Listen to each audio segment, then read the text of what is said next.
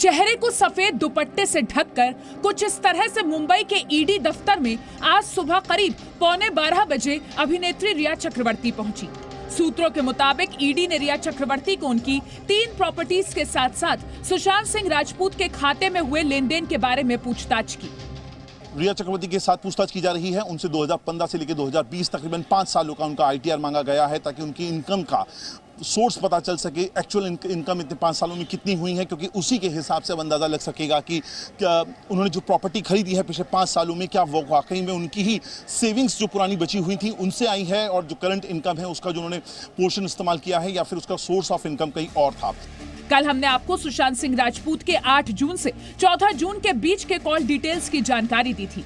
आज हम आपको बताएंगे रिया चक्रवर्ती ने पिछले 1 साल में फोन पर किससे और कितनी बातचीत की थी।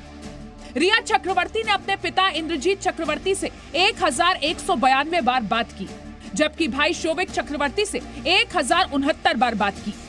सुशांत सिंह राजपूत से 145 बार रिया की बात हुई थी, जबकि सुशांत के हाउस मैनेजर सैमुअल मिरांडा से 287 बार रिया की बात हुई। बिजनेस मैनेजर श्रुति मोदी से रिया की 791 बार बातचीत हुई। सुशांत के दोस्त सिद्धार्थ पिठानी से रिया की 100 बार बातचीत हुई। इनके अलावा रिया चक्रवर्ती की फिल्म इंडस्ट्री से लेकर रियल एस्टेट से जुड़े लोगों के साथ साथ मुंबई पुलिस के अफसरों से भी बातचीत हुई थी। इस बीच पूरे मामले में सीबीआई ने एफआईआर दर्ज कर जांच शुरू कर दी है और अब सबसे बड़ा सवाल यह है कि सुशांत केस में रिया चक्रवर्ती समेत 6 लोगों पर दर्ज एफआईआर में पहले गिरफ्तार कौन होगा। मुंबई से अंकुर त्यागी और राकेश त्रिवेदी के साथ ब्यूरो रिपोर्ट, जी मीडिया। और चलिए सीधे हम अपडेट के लिए, चूंकि अभी रिया चक्रवर्ती से ये पूछताछ अभी भी जारी है, ईडी लगातार सवाल जवाब वहां पर हो रहे हैं।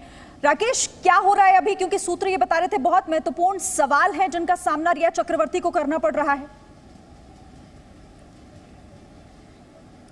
निश्चित तौर पे देखिए, मैं आपको दिखाना चाहूँगा यहाँ पर हलचल जो है किस तरीके से हो गई है। पिछले 7 घंटे से लगातार रिया चक्रवर्ती के साथ जो है ईडी के दफ्तर में पूछताछ चल रही है। यहाँ पर कम से कम जो 5 बड़े अधिकारी उन्होंने एक एक करके जो है रिया से भी बातचीत की है, पूछताछ की, ऐसी भी जानकारी मिल गई है। इस वक्त जो है ना सिर्फ रिया चक्रवर्ती बल्कि शोभिक चक्रवर्ती भी जो है यहाँ पर दफ्तर में मौजूद है, हालांकि वो पूछताछ से बाहर है, ऐसी जानकारी सामने आ गई है।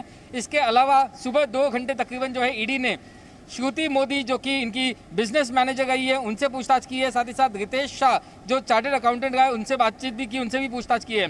श्रुति मोदी का किरदार जो इसलिए भी यहाँ पर अहम है क्योंकि कई सारे जो ऐसे दस्तावेज जहां पर शोभिक चक्रवर्ती या फिर रिया चक्रवर्ती के बिहाफ पर श्रुति मोदी ने दस्तखत किए हैं, ये बात सामने आई है। रिया की तरफ से बताई गई कि श्रुति मोदी जो इनका ये सब कुछ डिसीजन जो है हैंडल करती थी, ऐसे में ये जानकारी उन्हें नहीं थी कि आखिर किस तरीके के ट्रांजैक्शन हो गए थे। ये सारी जानकारी श्रुति मोदी के पास थी, तो ऐसे में श्रुति मोदी से अलग से पूछताछ हो गई है, रिया चक्रवर्ती से भी पूछताछ हो गई है।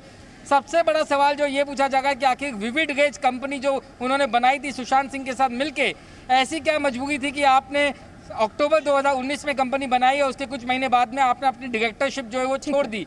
जी मीडिया का जो इन्वेस्टिगेशन था उन्हीं सवालों के ऊपर कहीं ना कहीं यहाँ पर जांच एजेंसी मुहर लगाती हुई दिखाई दे गई है। हमने तो 7 घंटे से ज्यादा का वक्त होने वाला है यहाँ पर और रिया चक्रवर्ती से लगातार सवाल ईडी के द्वारा पूछे जा रहे हैं। जितेंद्र, आप भी हमारे साथ ये बताइए कि आप, चूंकि सीबीआई ने कल एफआईआर दर्ज की, उसके बाद सीबीआई की एसआईटी यूनिट जांच आगे बढ़ा रही है, क्या रहा आज के दिन और अब आगे क्या होगा सीबीआई का अगला कदम?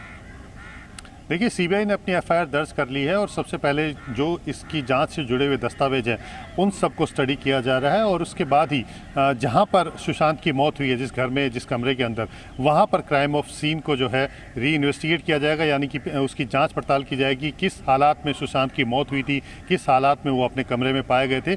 उसी के बाद लाइन ऑफ लेंथ जो आगे इन्वेस्टिगेशन की वो शुरू होगी।